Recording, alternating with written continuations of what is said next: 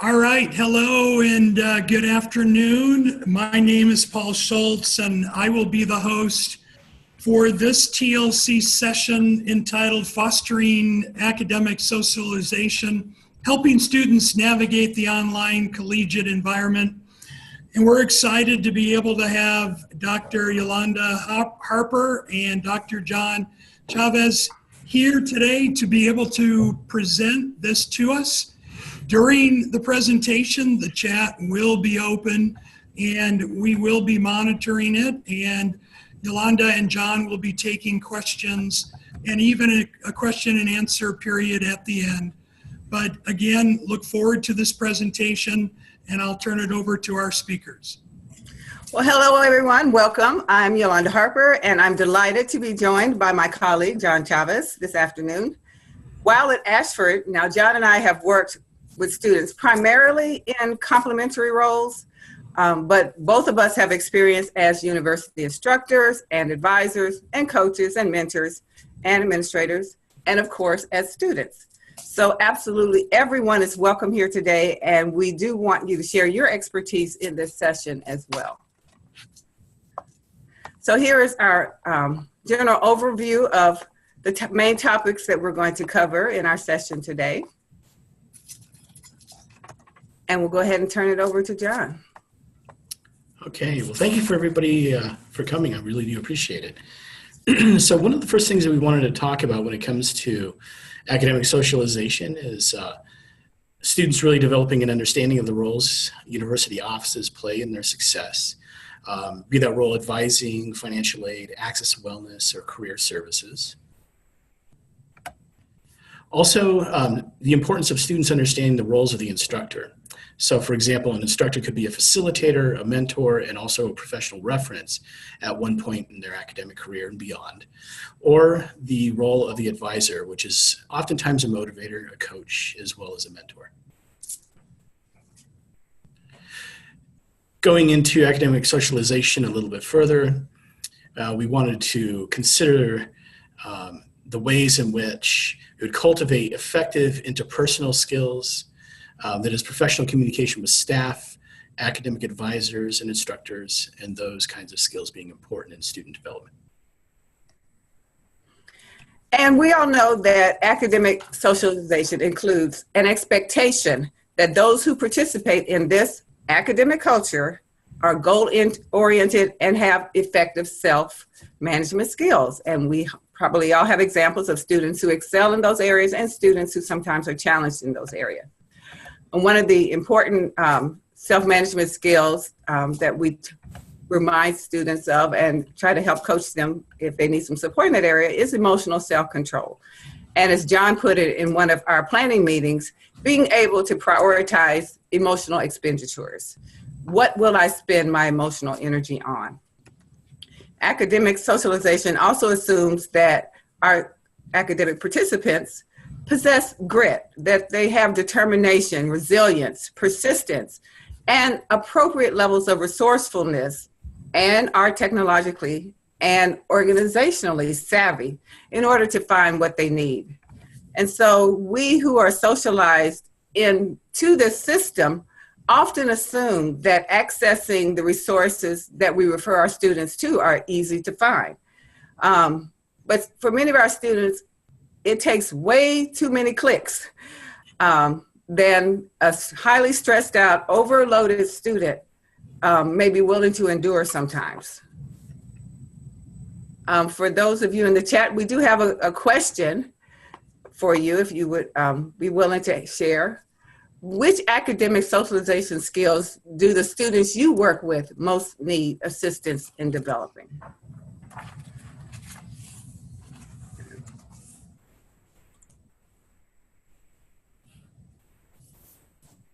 And just a note, for some reason, I'm not seeing the chat on my end. I see options, but no chat. Yeah, the chat disappeared on me too. Paul, do you know what? Well, since it's a small, intimate group, just unmute and tell us. Some academic socialization skills the students you work with, you see, need to develop.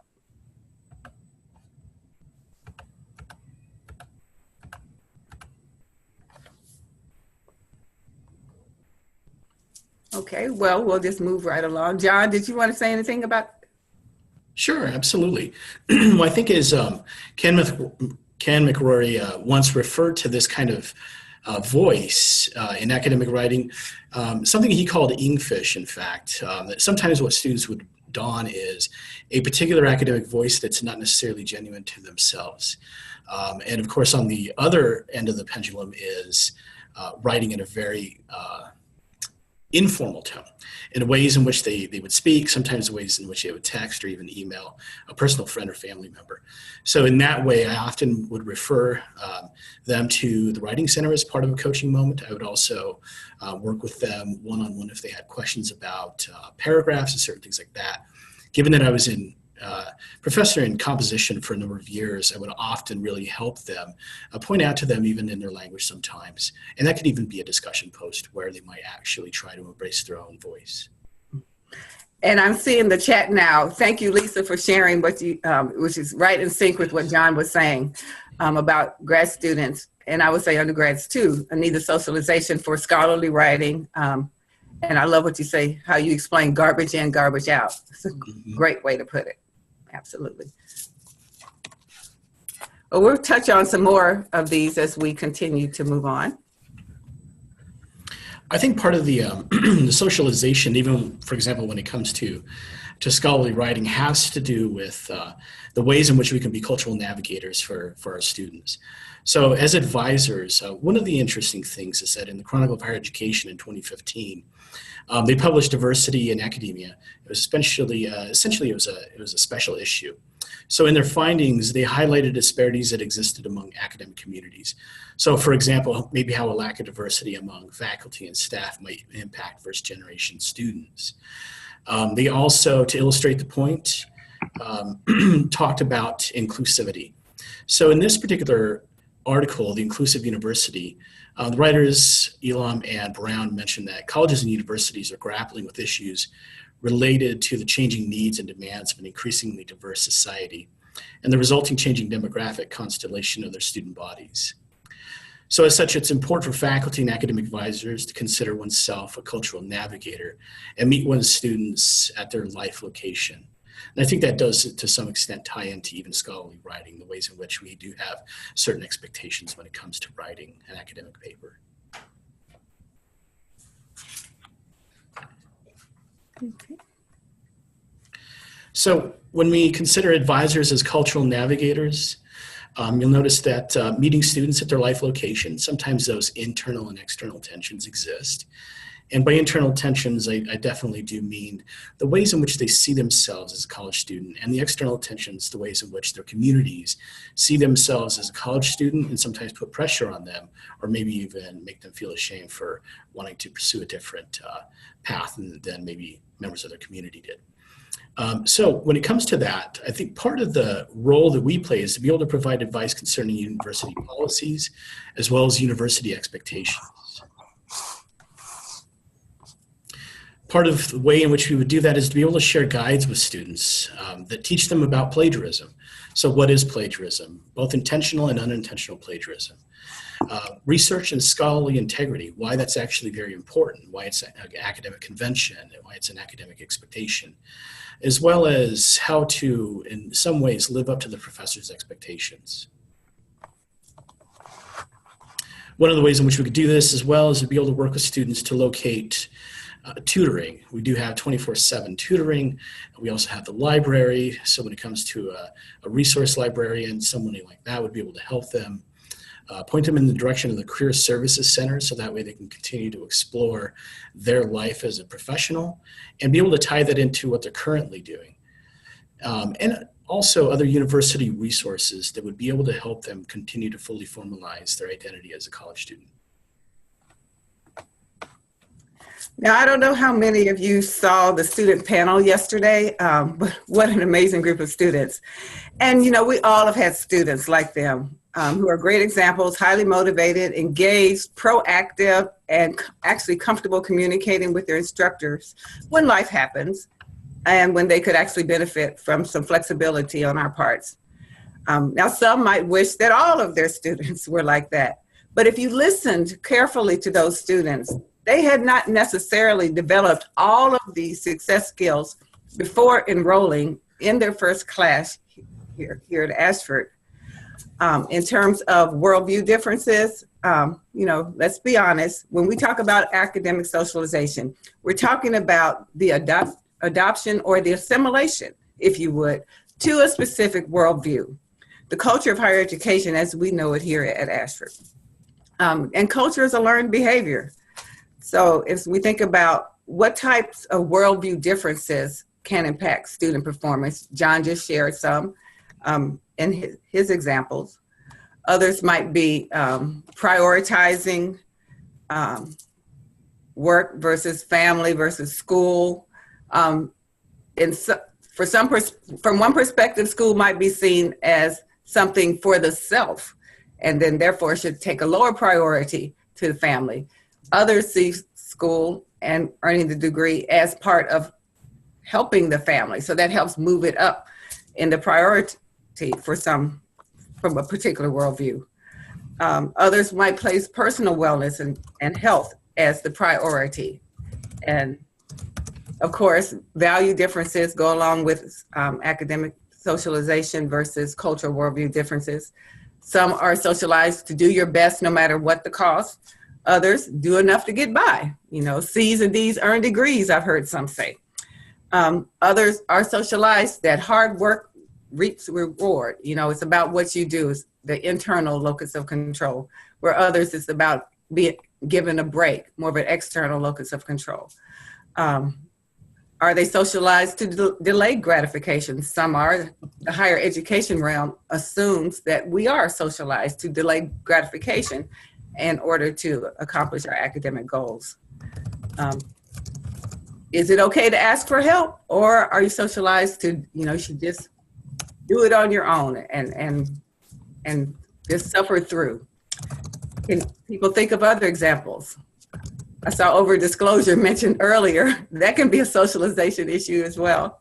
How much do you disclose in the online classroom? Let's see what Lisa has here. Yes, very important reminders. I like the way you put that about how our lenses and our worldviews do shape our thinking and behavior. Move on to talk a little bit about establishing rapport and professional credibility. This is important for us as instructors. Sure, all professionals that are student facing at Ashford play this role to some extent, but the more that we do establish a positive working rapport with our students and the professional credibility, then when we give advice and we give direction, it means more and is taken as something that may be worth following.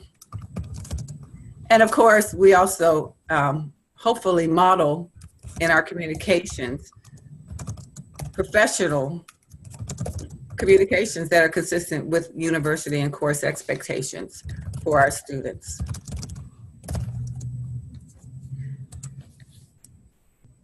John mentioned earlier about encouraging them to use academic support services.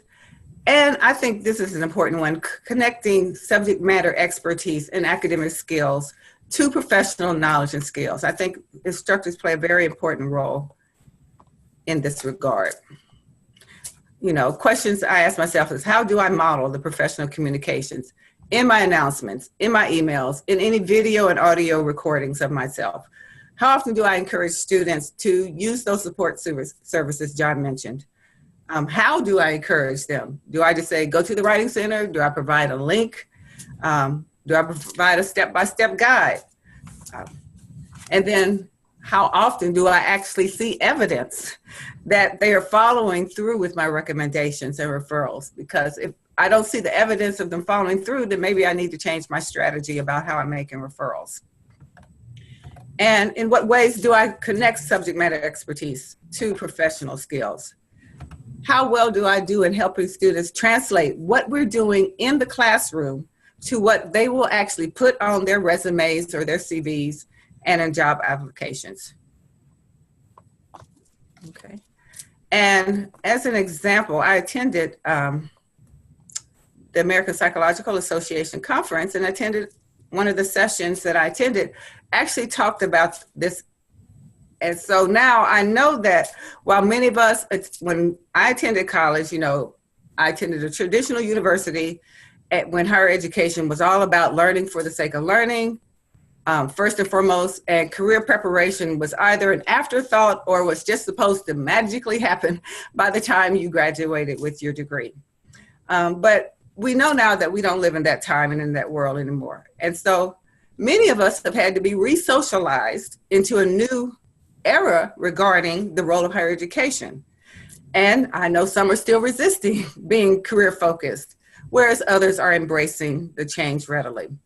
As an instructor, I ask myself, how do I help students develop their identity as professionals via academic support, mentoring, and personal engagement? When I have a student who shares a career or even an avocational passion, I acknowledge what they shared as important and interesting, and I look for a resource that I can connect them to. Oftentimes it's a professional association, or I may post a link to a job description that's similar to what they say that they want to ultimately do, and ask them what are they putting in place to make sure they have those types of skills by the time they earn their degree. What are they doing? Who do they have in their network that can help them navigate both the academic domain as well as the career terrain that they will be encountering, and any professional websites. As we know, contemporary higher education, our professionals understand that students need much more than academic skills to be successful in their college and professional careers. And so here we have on the screen just an example from one particular discipline, psychology and behavioral sciences, in which they actually assigned a task force to look at the key skills that graduates with a bachelor's degree should have that are translatable into career realms. And so, as you see, there's overlap with many other professions, and I assume most professional disciplines have done this in some way, whether it's formal or informal. And the next few slides I'll just kind of go through quickly. But again, as an instructor now, as I keep these domains and then these skills, what do I have in my course, if I'm building a course that helps foster these particular skills? And what am I doing actively in my interactions with students, even if it's a course that I haven't created, to help foster the development of these skills? And so I encourage all instructors to do this for the classes that they teach. And again, if not formally, reflect on the connections and how often you articulate those connections to the students. And ultimately, how do we help students be able to articulate then the skills that they have on their resumes and their cover letters and in actual interviews?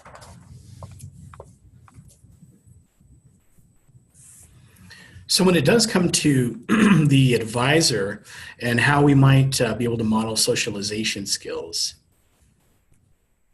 one of the very first things that we would want to keep in mind is collaboration. This is one of the soft skills that a lot of professionals are always going to be able to seek out in students graduating from college and working well with others on their team. But I think as an academic advisor, when we collaborate with students, when we talk to them about choosing their major, not simply just pointing and clicking and giving them the directions to choose the major, but really asking challenging and open-ended questions that ask them to further dig deeper into the reasons why they want to go into a field that they do desire to go into. Also, being able to choose a minor is extremely important, something that helps to complement the major itself, depending on where they want to go. Now, something like health information management is a very large major with multiple credit hours, but an elective pool centered on a minor can actually be able to create the same kind of trajectory. So choosing electives is also extremely important. We would also want to think about how to help students develop a sense of stronger self-understanding. I think a lot of this really takes reflection. For a student to merge their identities, both their private identity as well as their academic identity. I think being able to merge those two is extremely important. So that they get a sense of their values, their interests, also get a sense of their abilities, Also to be able to increase self-confidence. So that's one thing that I think I even experienced as a first-generation college student, being able to merge those identities. And finally, being able to guide students regarding how their courses can prepare them professionally.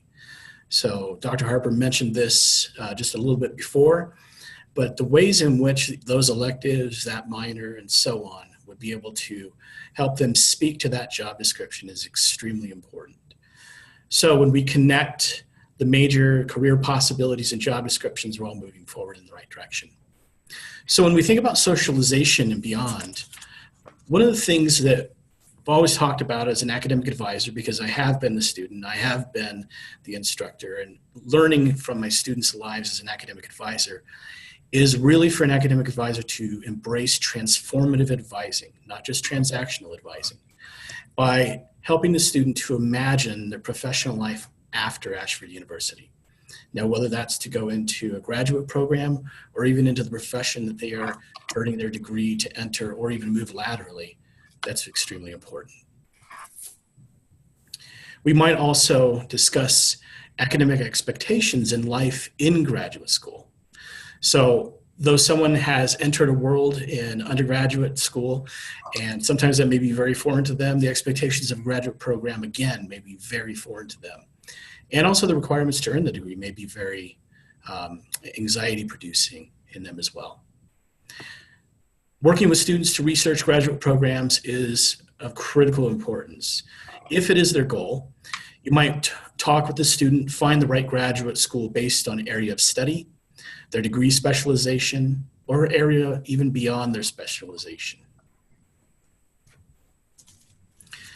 Once you're able to do this, you'll be able to go ahead and align these areas with the appropriate faculty. Essentially, it's something that I've done myself, something that I did for 3 different graduate programs, and I think really having a sense of who you're going to study and why is extremely important. And I'll pause here. Thank you for the idea, Lisa. And actually, the APA, kind of the next step for their task force is to create a number of kind of learning, teaching resources. And I don't know if they're planning anything interactive like that, but I love your particular idea that we could certainly do that here for our own students. Okay, so in the next few minutes that we have, we actually want to hear more from you. So either get on mic and come online, or create email, text, or talking points as an advisor or instructor for the following scenarios.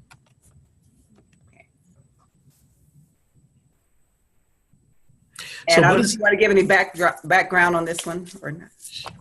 Sure. So what does a student's email communicate about his academic socialization? And you'll notice in the text there, Dear Joanne, I'm having a tough time. I got a new job and don't have a lot of time off. I broke up with my partner and moved in with a friend. I've been real stressed and late on a bunch of assignments. I cannot afford to pay for the class if I flunk. Can you tell my instructor to let me turn in work and not to have no late points off? Sabrina, and we have a phone number included.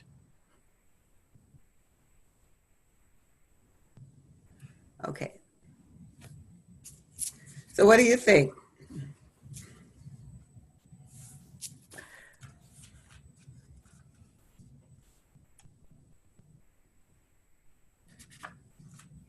And again, feel free to unmute if you'd like to, and use your mic.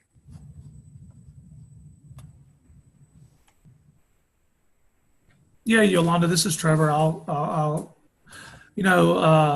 try here. For me, it just seems like maybe the student is very new to the academic environment, reaching out saying, can you tell my instructor to let me do this and not have points off? So that's kind of what I was thinking when I read it. Yeah, so from an instructor's perspective, how might, well, this is written to the advisor. So let's say the advisor then contacts you as an instructor and says, my student Joanne is having a tough time, and will you allow her to turn her work in late without any points off? And if you don't mind me chiming in, Dr. Harper, one of the things that I think as an academic advisor that we would want to do is to be able to stress to the student the requirements for an incomplete for the course, if that's the case. You don't just necessarily ask for one, then you receive one. So really helping them to understand the requirements centered on that particular kind of form is extremely important. That way, when it happens again and they have something else come up, they're really prepared, and not only that, but they're knowledgeable about how to take responsibility. So this is Lisa Johnson. I'll ask, do advisors have the ability to see the discussion late policies that faculty post individually in their courses? Or any, you do? Mm-hmm. So that would, as an instructor, I would love it if you pointed the student to that and gave them the agency to sort of use the resources in front of them. But I can see where a student with this many things snowballing would simply need direct contact as well. As a faculty, I would love to hear from an advisor sort of backing up a student's need, but for me, it's usually, if it's not week 6 in graduate courses, week 5 in undergrad, right, they can have whatever they need as long as they communicate. I always tell my students, I don't need the gory details. I just need to know that you need me and I can assist. I can't assist if I'm not informed. Yeah, Lisa, I'm kind of the same way, and I would probably ask this. I would say to the advisor, thank you for reaching out. Please encourage the student to contact me. I'd be happy to work with them as I can. And then I'd want to have a conversation with the student. And basically, I'm with you. I mean, if there's time and I can help the student, this is Trevor, by the way, then you know, that's what I want to do. So how do we get this?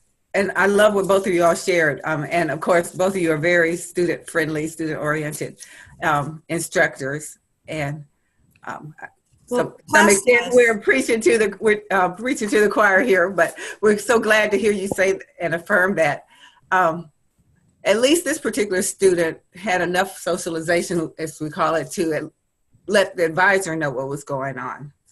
And as Lisa and both of you and Trevor both said, now helping hopefully the advisor will coach the student now to reach out to the instructor.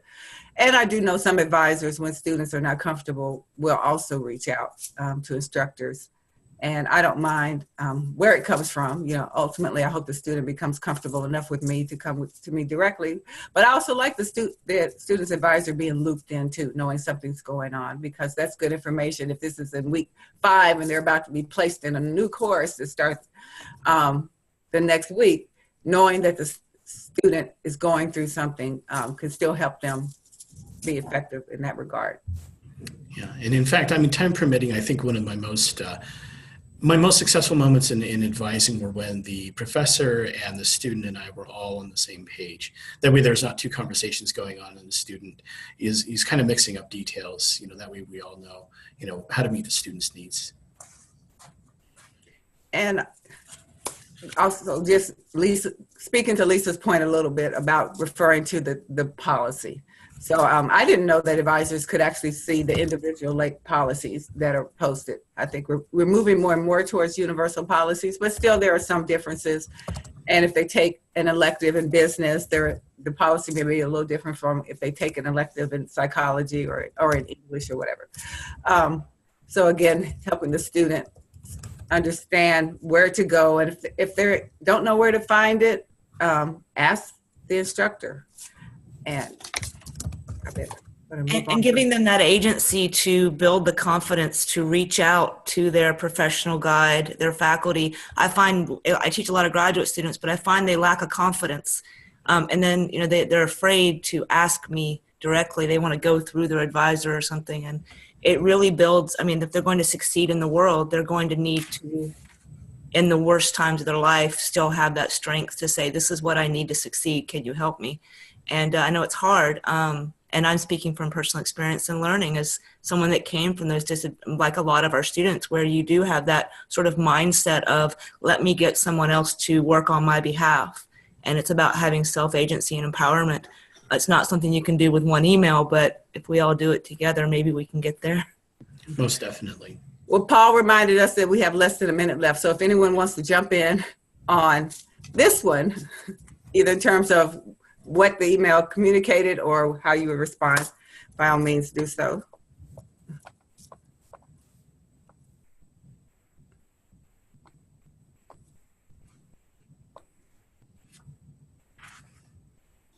Okay, so I know the clock is ticking. So if anyone is interested in our PowerPoint, just email John or I. Will be happy to share it.